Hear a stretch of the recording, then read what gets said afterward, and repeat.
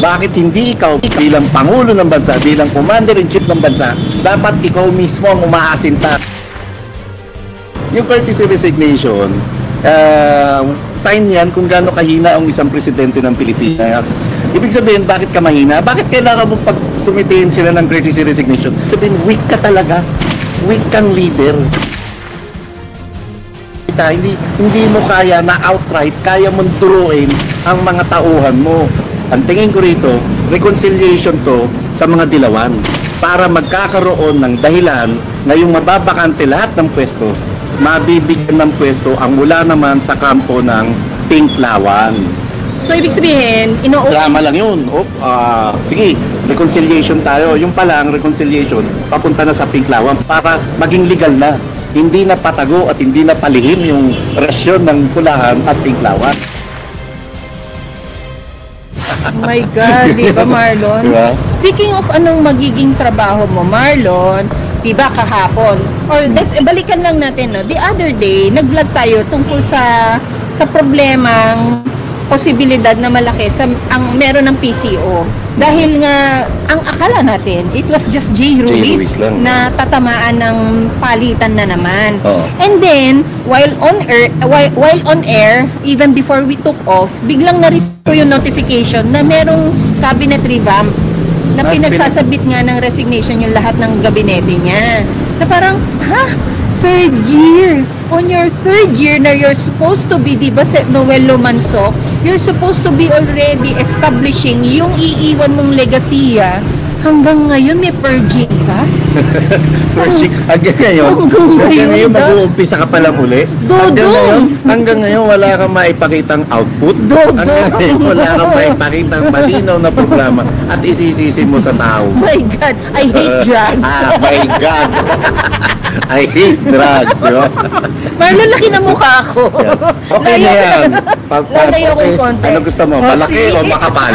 Ano gusto mo? Malaki o makapal? Parang may similarity yun. Nakakabisit ka. Okay na yan.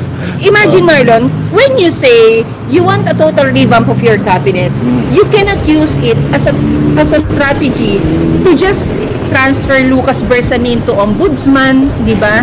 Actually, naasinta ni Lucas yun. Kailangan muling balita ako. Ito, sige, yung mga balita ko minsan talagang mga kwento-kwento lang. Hindi, yung kausap ko parang ayoko rin paniwala kagabi. So is he totally out or what? Mukhang i-retain kasi kailangan daw siya. Ba't mo pinag-resign? Punyeta ka talaga. Gigigil ako sa iyo. Una, balikan ko lang yung bago ko makalimutan. Yung courtesy resignation, sign yan kung gaano kahina ang isang presidente ng Pilipinas. Ibig sabihin, bakit ka mahina? Bakit kailangan mo pag sumitiin sila ng courtesy resignation? Bakit hindi ikaw bilang Pangulo ng Bansa, bilang Commander-in-Chief ng Bansa, dapat ikaw mismo ang umaasinta? Wala na akong tiwala sa'yo. Wala na yung trust and confidence. Wala na. Paksi ka na, di ba? Bakit kailangan yung mag-submit ng courtesy resignation? Ibig sabihin, weak ka talaga. Weak kang leader. Hindi mo maipakita, hindi mo kaya na outright, kaya mong turuin ang mga tauhan mo. Isa pa, yung butangera, sipin mo, ikaw presidente ng Pilipinas, kinokontra mo yung sinasabi reconciliation. And ang nakakatakot dyan, Pam, itong courtesy resignation na yan, tingnan mo yung premise, yung latag ng premise. Ang latag ng premise, nagpa-interview o lumabas sa sarili niyang podcast ang isang Marcos Jr. para sa reconciliation. Tapos paglipas ng ilang araw, courtesy resignation. Nag-create ka na naman ng kaaway mo, di ba? Ang tingin ko rito, sana mali ako ang tingin ko rito, reconciliation to, maaaring tama yung isang putangera na hindi lang kay Duterte to, reconciliation to sa mga dilawan para magkakaroon ng dahilan na yung mababakante lahat ng pwesto, mabibigyan ng pwesto ang mula naman sa kampo ng Pinklawan. So, ibig sabihin, drama lang yun.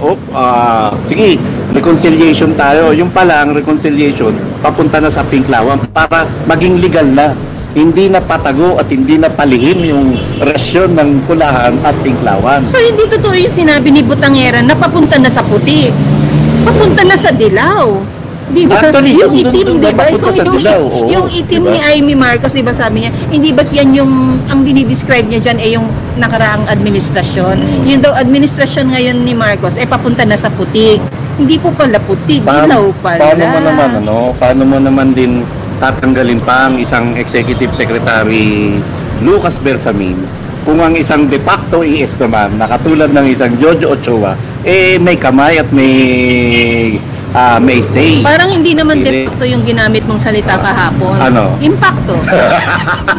Yun Galing mo, totoo. galing mo. Impacto. At least magkatunog. Do you honestly believe that the new cabinet members will be from the yellow side? May mga ganung usapan, ha? So babalik Pero- ang Bonifacio, babalik ang Ochoa, Sino Bonifacio mo? yung boss ni... Sino? Ano, Bonifacio hindi. Aguinaldo. Kalaban eh. Bonifacio. Baogok yan, ha? Actually, hindi. Pag in fairness, yung Mike Aguinaldo, magaling yung parang... Para Medardo Guevara. To, parang... Yabang pala. Iniisip ko kagabi, ano nga pangalan? Bonifacio. Baka maging ES yun. Oh my God! Kung hindi maging ES yun, ha? Pero ito nga eh, yung kagabi, kaya I hindi hate ako drugs, maniwala. Marlon. Loperamide po kasi. Ano wala tira mo? Loperamide. Imodium kasi. Sorry na sa mga... sa mga Gabriela, sorry. Ano eh, marami din sabi, although talagang may mga marites na may ilang magre-retiro sa Supreme Court na lumapit na kay ES Bersamin na i-recommenda na lang daw siya sa ombudsman. Hindi ko lang alam kailan magre-retiro si Samuel Martirez, ha? Ang alam sa ko ombudsman. So magre-retiro. July Alam mo, pa may yata. ganong marites na binara ni ES Bersamin. Huwag mong pakialaman yan. Bakit? Akin yan. Ibig sabihin, Nagre-reserve siya. yun, may reservation na. Kanya na yun, naka-reserve na yun. Na-pencil book niya na yun, Pam. Na-pencil book niya na. Anyway, So are they really trying kung their tatanggalin, best? maugong yung pangalan ng ng Mike Aguinaldo. Na in fairness naman, hindi naman siya dilaw na dilaw. Pero inaanak siya kasal ng isang Lisa Araneta Marcos. Pero kung performance at kredibilidad, para siyang Medardo Guevara. At alam ko, prodigy din siya ng isang Medardo Guevara. So mas okay siya kaysa kay Ochoa. I hope. Mas gugustuhin mong siya ang OES, Office of the Executive Secretary. Oo naman. Tingnan mo naman yung performance ng isang dating Chief Justice. Although may nagsabi sa atin, sabi ko kahapon, di ba? Sabi ko, hindi naman daw talaga hindi pala porke Chief Justice ka, magaling ka na, no? Kailang, ang ES kasi, for admin and management.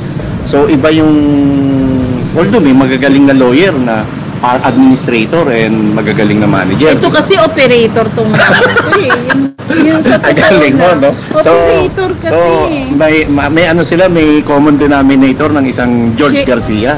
Tsaka ng J. Ruiz. Uy, George Garcia.